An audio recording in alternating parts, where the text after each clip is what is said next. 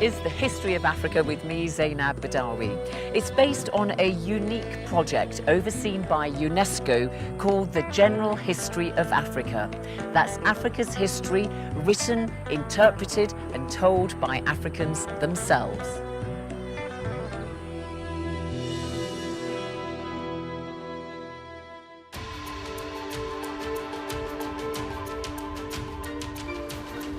In this episode, we see how kingdoms became established in West Africa that eventually gave rise to three of the greatest on the continent: the Ghana Empire, the Mali Empire with its heart in the legendary city of Timbuktu, and the Songhai Empire.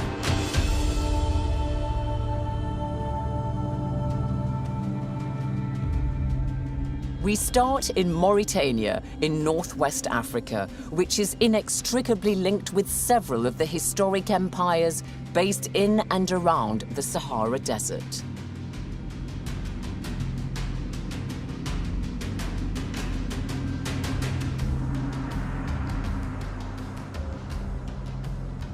It's only when you come to the Sahara Desert and you look in front of you, behind you, to the right and left, and all you see is sand. And then you get a sense of just how unforgiving this terrain was and indeed is for those who make the trek for kilometre after kilometre across the desert.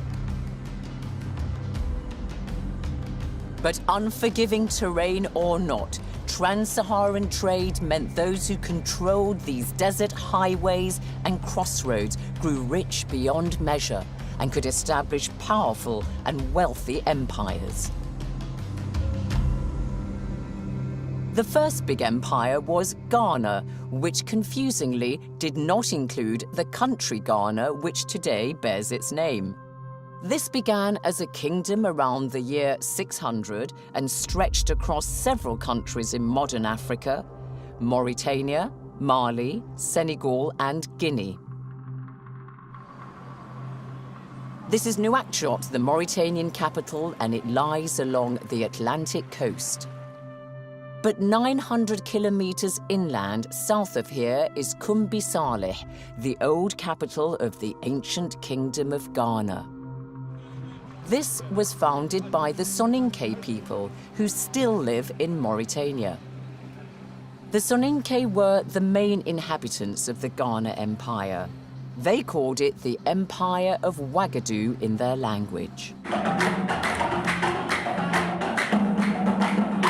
Their descendants today maintain their vibrant culture and see themselves as custodians of their history, as I discover when I drop by the Soninke Community Centre in the Mauritanian capital, Nouakchott. They take a break from their dancing so I can speak with the head of the Soninke Association. So tell us, who were the Soninke people exactly? Les Soninke, ils ont une histoire extraordinaire en Afrique de l'Ouest. C'était d'abord des cultivateurs, mais ils avaient aussi beaucoup d'autres métiers. Ils avaient beaucoup d'autres artisans. C'était des éleveurs, mais les Soninke, c'était aussi des guerriers. Il y avait le roi du Ghana qu'on appelait le Tunka, qui avait son armée. Il y avait autour de lui toute une population de guerriers, de chefs traditionnels, etc. Simaka Sika is descended from an oral historian and performs a praise song about her people's noble origins.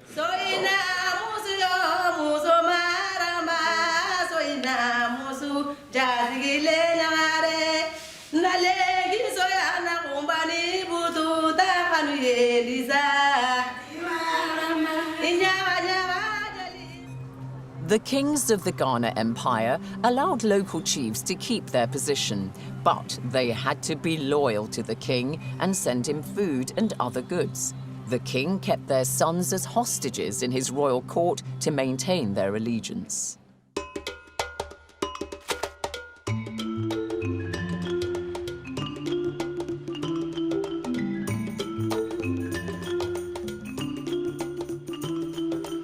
The Soninke people were keen fishermen then as they are today.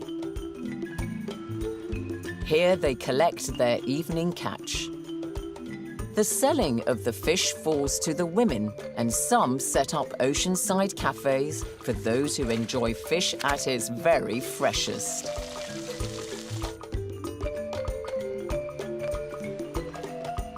Along with fishing communities, the Soninke were herders and farmers.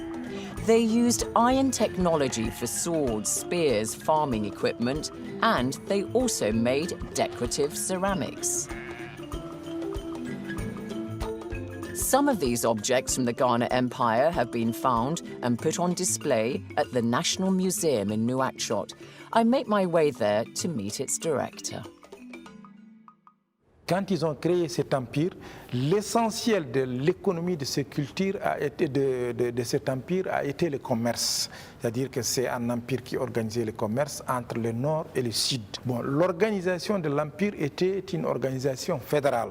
C'est-à-dire qu'il y avait plus de 10 États qui sont fédérés à l'empire.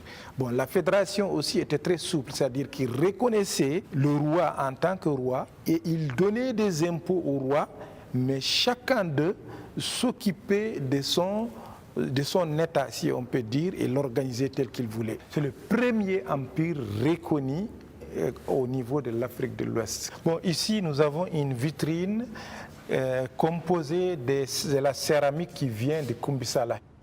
Dr. Kane tells me these exhibits date mostly from between the 9th and 11th centuries and were excavated by archaeologists in the early 1900s. Nous avons ici une statuette de femme qu'on a trouvée, donc qui montrait les statues de la femme, c'est-à-dire la forme de la femme dans l'Empire du Ghana. Et nous avons autre chose ici, c'est des brindilles en cuivre qui étaient utilisées comme monnaie dans l'Empire du Ghana. Pourquoi le cuivre? Parce que le cuivre avait plus de valeur que l'or. Par exemple, ce cuivre que vous avez été, 1 gramme de cuivre était échangé contre 3 grammes d'or. Donc ça avait vraiment de la valeur. The rulers of Ghana occupied a strategic position halfway between the desert of North Africa and the gold fields of West Africa. This gave them a big advantage in controlling trans-Saharan trade, which helped them become immensely wealthy. Staging posts were established in and around the empire, like Walata and Wadan, in about the 11th century in northern Mauritania.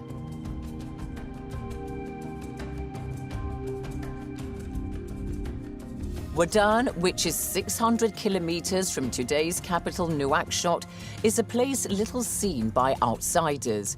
But as I see for myself, it's well worth the visit. Wadan was an important camel caravan center and oasis. Today, its collection of stone buildings stand in ruin on a cliff overlooking the oasis. It is likely that the town prospered from the gold trade during the Ghana Empire because this route through the Sahara in northern Mauritania was probably used for the transport of gold during the time of the Ghana Kingdom. And this trans-Sahara trade was absolutely critical in underpinning the wealth of the rulers of Ghana, because they traded with Arab merchants, with North Africans, and Berber nomads, or Amazigh as they prefer to be called.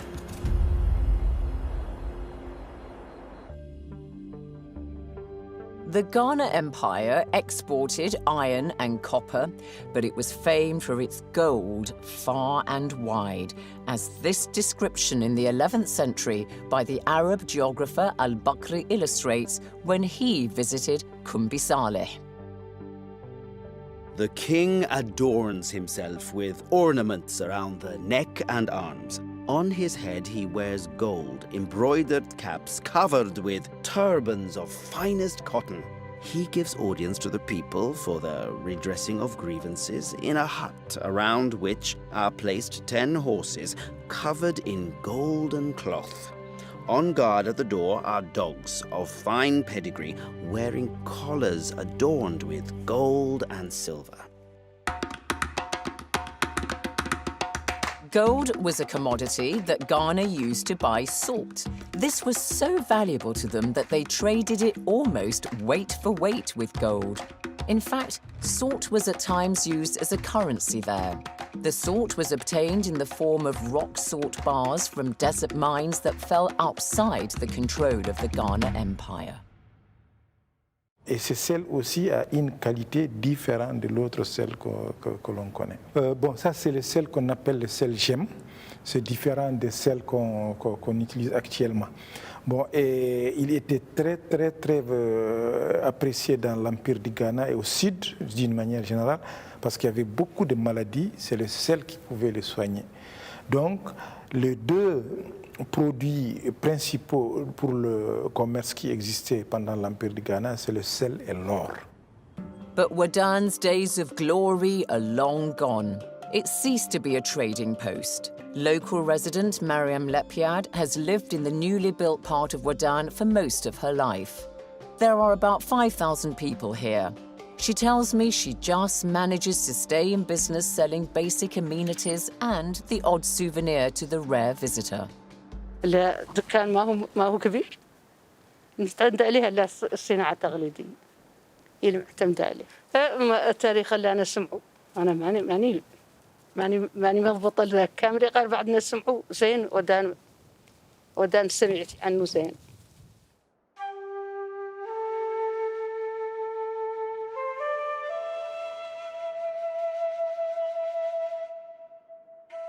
Wadan went into decline in the 16th century. The old town, which is 2 square kilometers, is deserted and lies in ruins.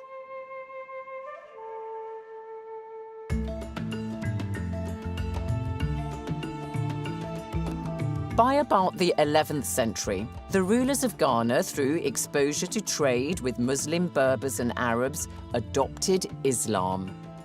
This helped to spread literacy in Arabic, the language of the Quran. A number of these Arabs and Berbers remained in Ghana or territory adjacent to it, some of it rich from the water of an oasis.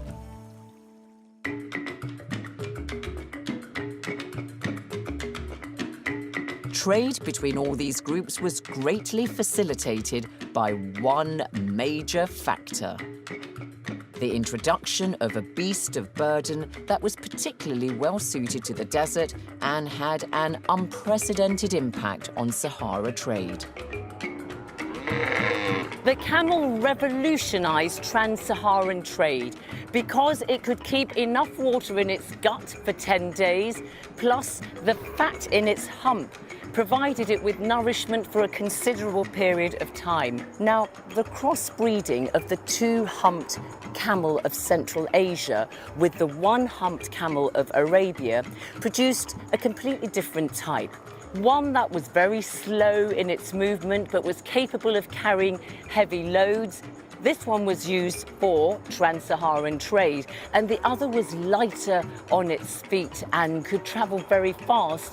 And this kind of camel was used to carry news and as a bearer of messages. Dr. Abdelwadoud Abdallah is one of Mauritania's leading historians. قبل الجمل كان هناك حديث عن التجارة الصامتة، كانت تجارة محدودة، ولكن مع الجمل أصبحت هناك قوافل كبيرة تعبر الصحراء، أحيانا تكون من آلاف الجمال. إذن هو مثل ازدهار السفن بالنسبة للتجارة عبر البحار والمحيطات. الذي نعلمه مع التاريخ أن موجودة هذه الأسرة الحاكمة الصونيكية التي يتحدث عنها الرحالة والجغرافيين والمؤرخين العرب. إذن هذه الظاهر أنها كانت مملكة تجارية أساسا مسالمة، لا تسعى للدخول في الكثير من المعارك، وإنما تسعى لتنمية التجارة وتنمية التبادل التجاري، وازدهرت ازدهار كبير مع انتشار الإسلام. The Soninke people of the Ghana Kingdom enjoyed good relations with the Arabs and Berbers, whose descendants make up a large part of Mauritania's population today.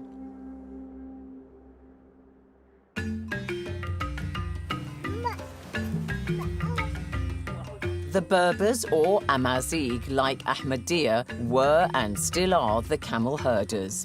All the men in his family take it in turns to look after the camels. Early in the morning, Ahmed gathers the animals and takes them to graze, returning late in the afternoon. He lives near Shingiti, an old historic town in northern Mauritania, not far from Wadan. It was also a key trading centre in the era of West Africa's great empires. Mohammed Dia is the head of the family.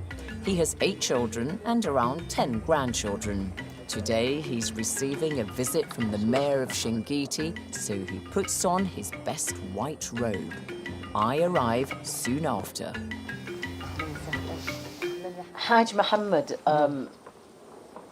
أتكلم معك بالعربي فأنت عايش بنفس الشكل كأجدادك من زمان يعني بدو اللي صار عايشين بها أجدادي مات هو المعيوش به ماتت الناس عايشة به كنا عايشين بالزرع براف جدجي نمشوا من هون جايسين السبخ نجيبوا الملح نقيسوا به السوداء مالي.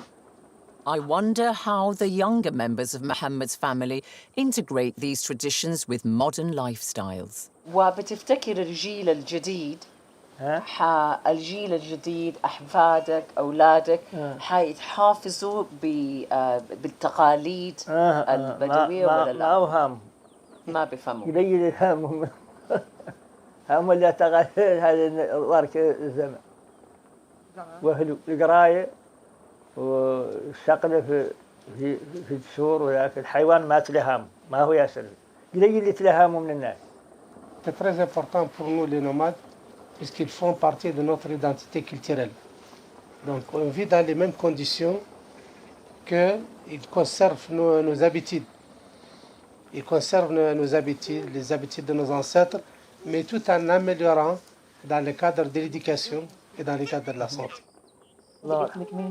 مريض انت بنت الحاج حواء وانت بنت عمو بنت عمو وانتوا بتدرسوا ولا شغالين بتعملوا ما يدرسوا ما يدرسوا عايزوا سبه I leave to take a look at the historic town of Shingiti. And in true nomad hospitality, Mohammed offers me a parting gift which I gratefully but politely decline. I set off in my car and Mohammed departs for urgent business in a more environmentally friendly manner. I make it to Shingiti, a crossroads in the desert where goods, ideas, language and religion were exchanged. Its historic buildings, including the mosque, date back to the 13th or 14th century. The old quarter of Shingiti is not quite the bustling metropolis it once was. Now, notable buildings here include the ancient mosque behind me, which has got a square minaret with 5 finials made of ostrich eggs. And in ancient times, traders would come here to do their business, just to gossip, or, of course, to pray. And in fact, Shingiti was a popular gathering spot for pilgrims on their way to Mecca. And so it became a holy city in its own right. And Shingiti was therefore a magnet for Muslim scholars. They would come here to receive training in religious studies, but also mathematics, science, astronomy, and law. Thousands of ancient documents have been preserved in Shingiti. Thai teacher Saiful Islam has for several decades been director of his family foundation that maintains some of these documents written in Arabic. شنقيط لم تكن فقط مدينة روحانيات، مدينة تصوف، مدينة دين، بل أنها كانت معبراً اقتصادياً في غرب إفريقيا، بل أنها كانت المعبر الإجباري على جميع القوافل التي تمر عبر الصحراء هذا المسجد هو هنا. هذه المباني لا تزال شاهدة على التراث. المكتبات غنية تفوح طيبا ورائحة علم. المباني تحتفظ بطابعها التقليدي الأرشتكتوري المعماري الذي لم يتغير حتى الآن. كل هذا ما زال شاهدا على أن شنقيط ما زالت بخير وستظل إن شاء الله. المكتبات، مكتبات شنقيط هي بقايا أيضا من بقايا شنقيط، بقايا الموروث الثقافي، المخطوطات التي كانت عند الأسر. طبعا ليست كل الأسر تملك المخطوطات، هي أسر علمية معلمة. العلمية المعلمة كانت لديها مخطوطات، كانت تستجلبها من شتى بقاع العالم أو تكتبها عندها محليا، هذا سواء. النتيجة أنه حصل كم هائل من المخطوطات.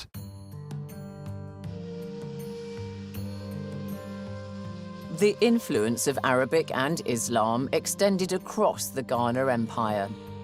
But the rulers of Ghana began to lose control of trade to more powerful rival groups, such as the Mandi people, who were sometimes known as the Mandinka.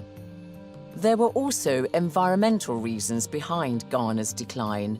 Much of its farmland was worn out, partly through overgrazing. The Mandi launched a major offensive in 1235 under the leadership of Sunjata Keita. Sunjata Keita took control of the Soninke people and much of the former kingdom of Ghana and began building a vast new empire for himself, that of Mali. After the break, we visit the most famous of the cities of the Mali Empire, the legendary Timbuktu.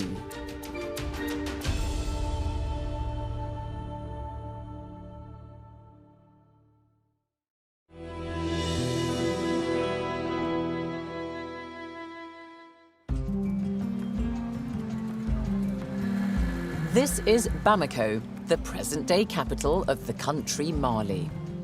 The Empire of Mali, established by Sunjata Keita in 1235, was bigger than that of Ghana. It extended across many more countries in modern West Africa. Sunjata Keita established his capital in Niani, on the border today between Mali and Guinea. He ruled the Mali Empire as a federation of kingdoms and chiefdoms, and significantly established social and political norms laid down in a landmark Charter of Rights in 1236. This formed the basis for how he would govern his subjects.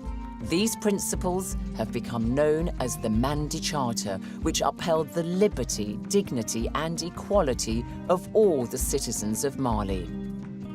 Professor Kanate is one of the editors of UNESCO's General History of Africa and says we know what the Charter set out through oral history. Notamment le savoir-être et la question des normes. Vous avez parlé de la charte de Kouroukanfouka. C'est extrêmement important.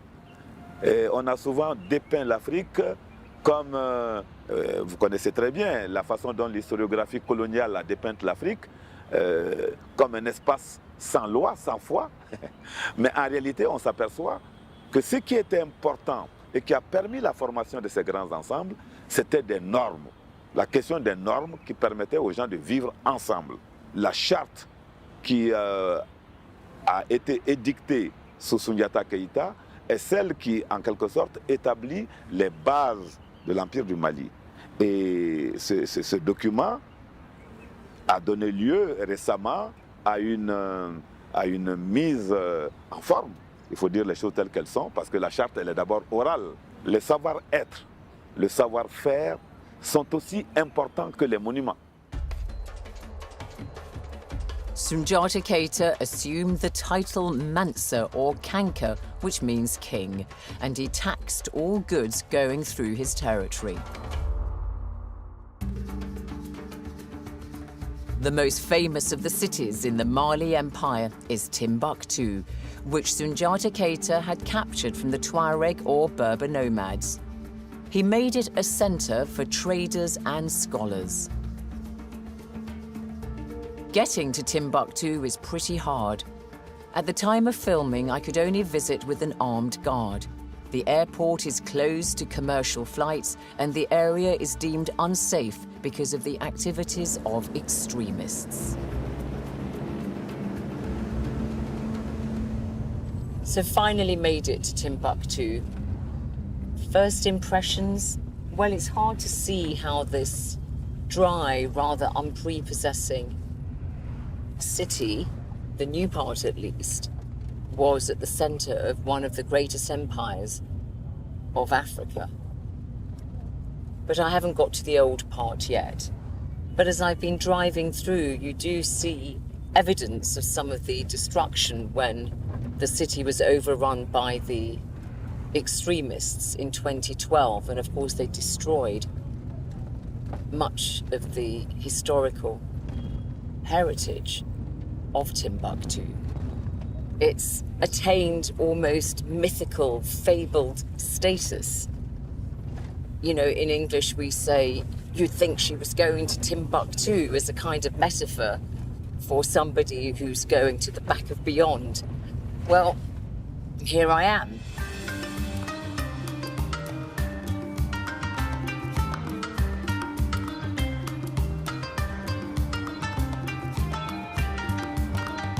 I meet up with Salim Oud El Haj, a culture and heritage expert born and bred in Timbuktu. Tombouctou est la ville la plus connue de l'Empire du Mali parce que c'est très loin des centres de conflit. Tous ceux qui sont persécutés à cause de leur religion ou bien à cause des guerres intestines viennent se réfugier à Tombouctou. En plus, Tombouctou, c'est le commerce du sud et du nord. Le sud vient dans des pirogues par le fleuve, les produits d'Afrique occidentale. Ici, et le chameau du Sahara et de la Méditerranée viennent à travers le Sahara avec les marchandises du Sahara et de la Méditerranée. Ici, et c'est un centre d'échange. Ainsi, les gens deviennent très riches et ils ont créé des médersas pour écrire, pour faire des correspondances, pour faire des lettres. Et ces médersas se sont transformés à la longue en poursuivant leurs études par des universités.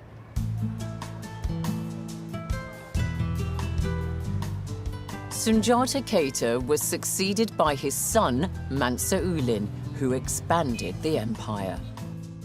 But the best known of Mali's rulers is Mansa Musa I, great-nephew of Sundiata Keita. He was so famous he was depicted in this map of the world by a Spanish cartographer in the 14th century.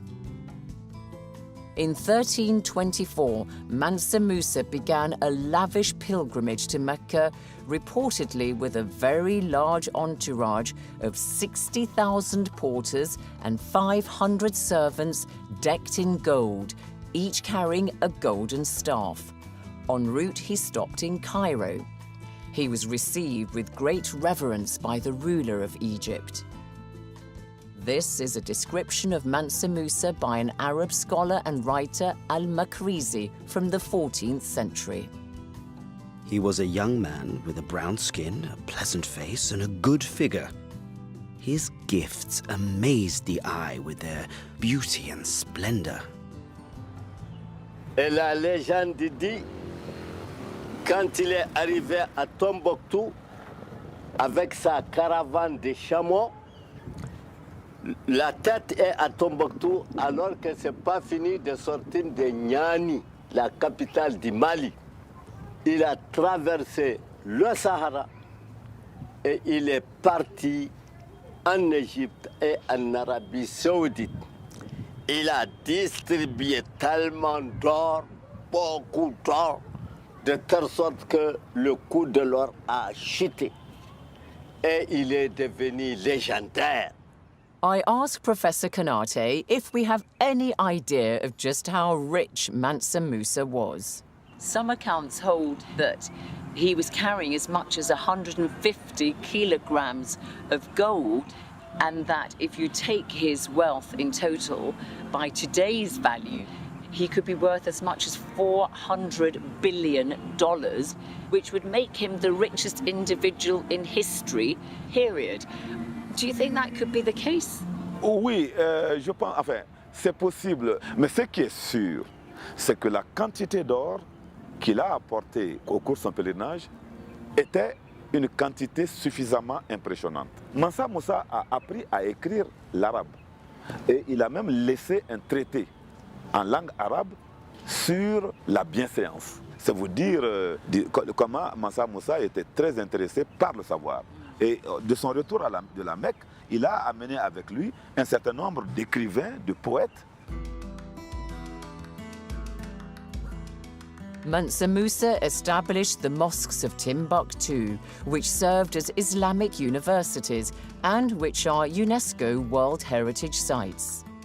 Salim Oud al-Hajj shows me the documents held at the library of the Grand Mosque, which were mercifully hidden from the destructive action of the extremists when they overran Timbuktu. Many of these books are so fragile they cannot be picked up and studied. It's a whole African literature written in Arabic on a range of subjects like science, mathematics and law, though most of the documents are copies of the Quran and biographies of the Prophet Muhammad. Writers include prominent scholars such as Ahmad Baba, who was born in Timbuktu in the 16th century. In one manuscript, he writes against the practice of slavery. Are we not all descendants of Adam? For just the fact of becoming the owner of another person bruises the heart, because servitude is inseparable from the idea of violence and domination, especially when it relates to a slave taken away from his country.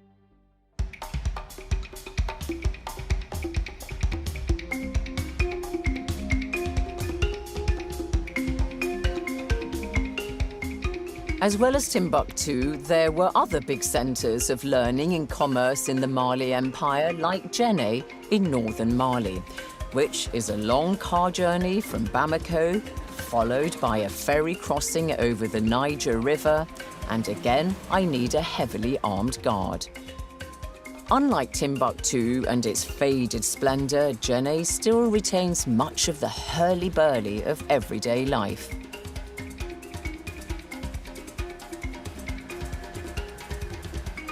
In fact, Djenné almost certainly predates Timbuktu because it developed from one of the earliest known settlements in Africa.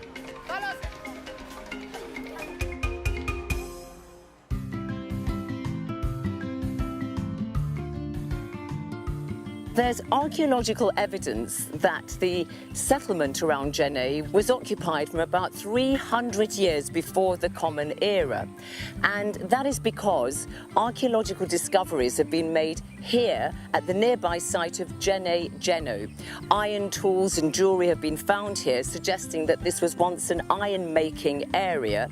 And the archaeological remains would show that this is one of the oldest towns in West Africa. But it seems that Djenné Djenno was gradually abandoned from about the 8th century as people moved to Djenné.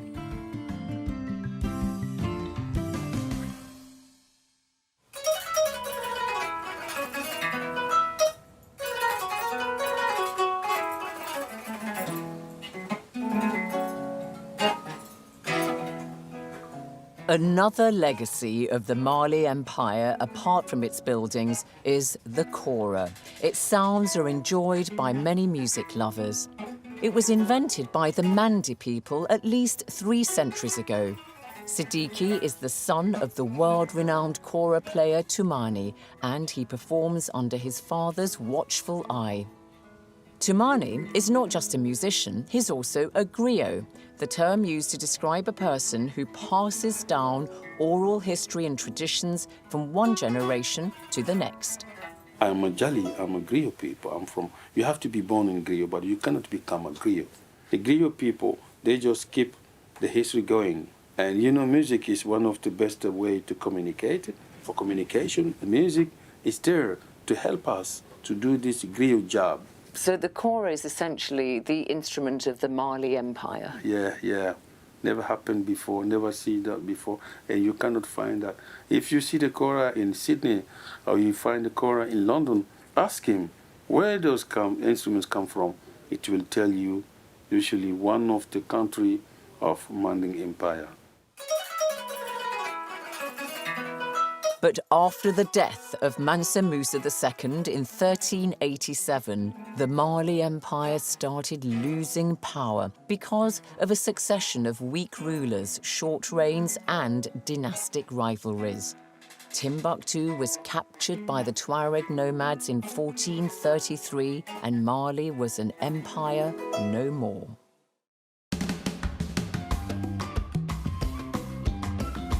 People today in the country Mali celebrate the great empire whose name the nation bears.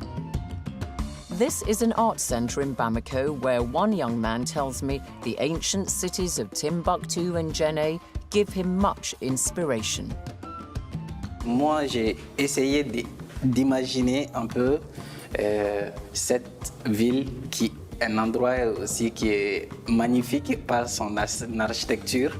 Donc, c'est quelque chose qui fait partie de la culture, du patrimoine culturel, quoi.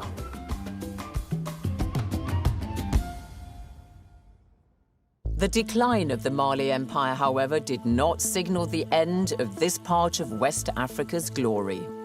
A new power emerged, that of the Songhai Empire.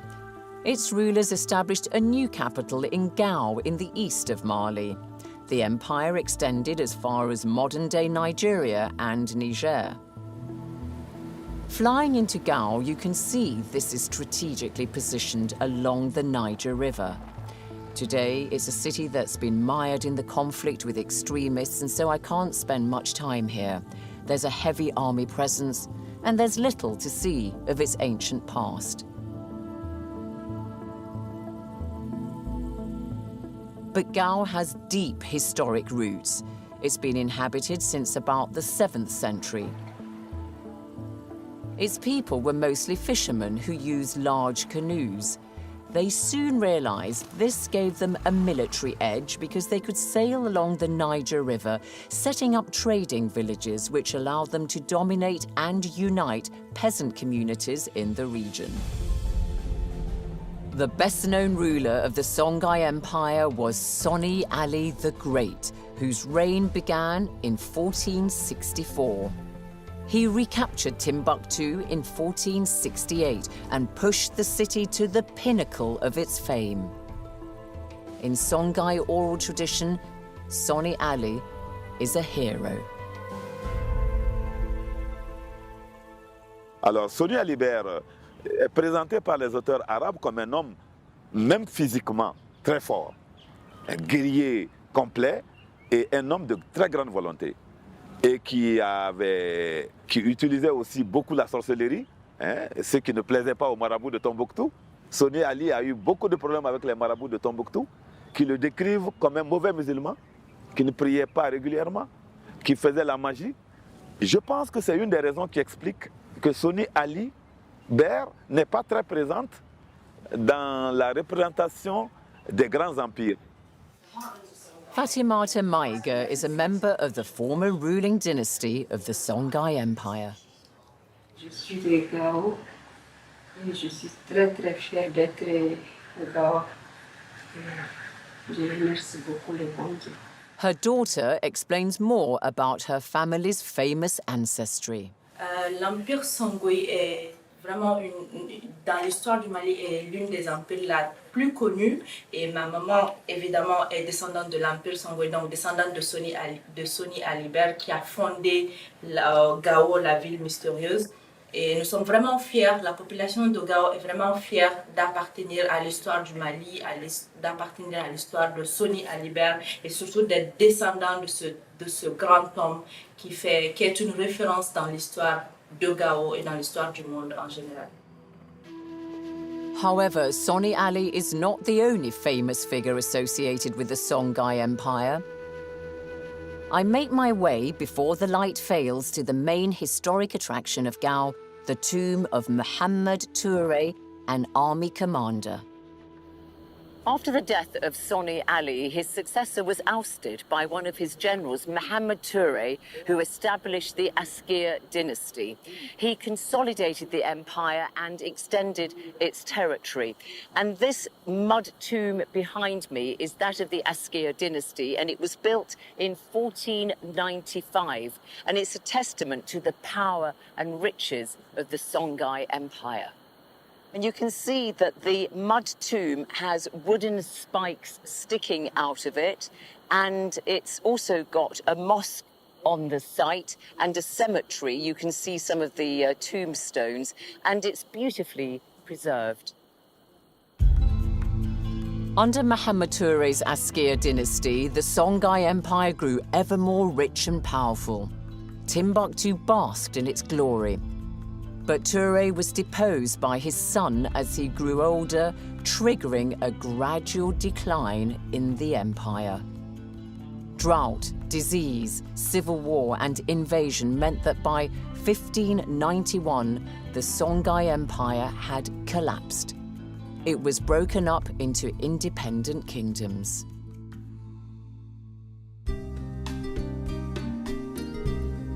One of these kingdoms was the Bambara, based in the pretty riverside town of Ségou. Today, it's a popular venue for cultural festivals in Mali.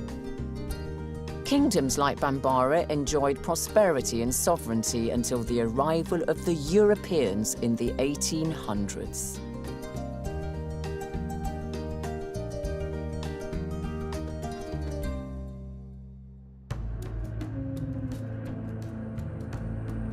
What the period covered in this episode tells us is that Africa made a huge mark on the world through trans-Sahara trade. It also displayed the whole range of political formations, from clans to kingdoms to empires, which demonstrate a history of tremendous richness. Some academics state that it was the Arab and Muslim influence that brought sub-Saharan Africa out of isolation and linked it with the rest of the world.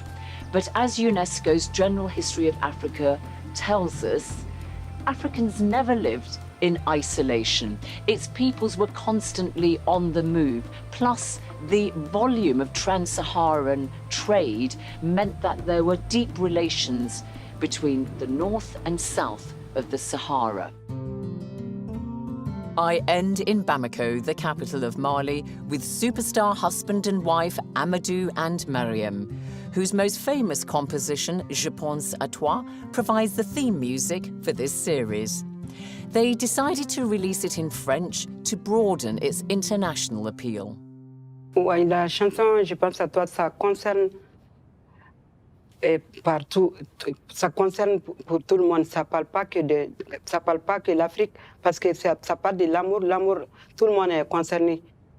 Ça parle de l'amour de nous d'abord, après, ça concerne tout le monde. Tout le monde se retrouve dedans, quoi. Notre chanson, ou bien nos chansons d'une manière générale, ça a été une ouverture pour la musique africaine.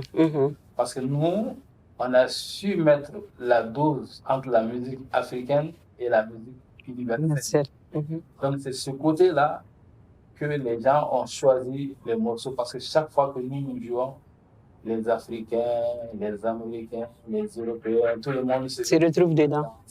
C'est pour cela.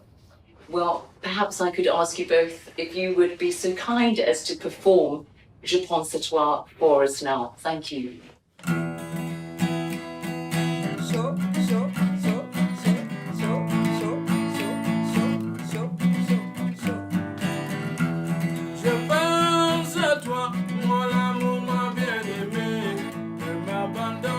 In the next episode, we see how city-states and kingdoms further west in Africa gave rise to rich and diverse civilizations, including some of the best-known works of art in the whole of the continent.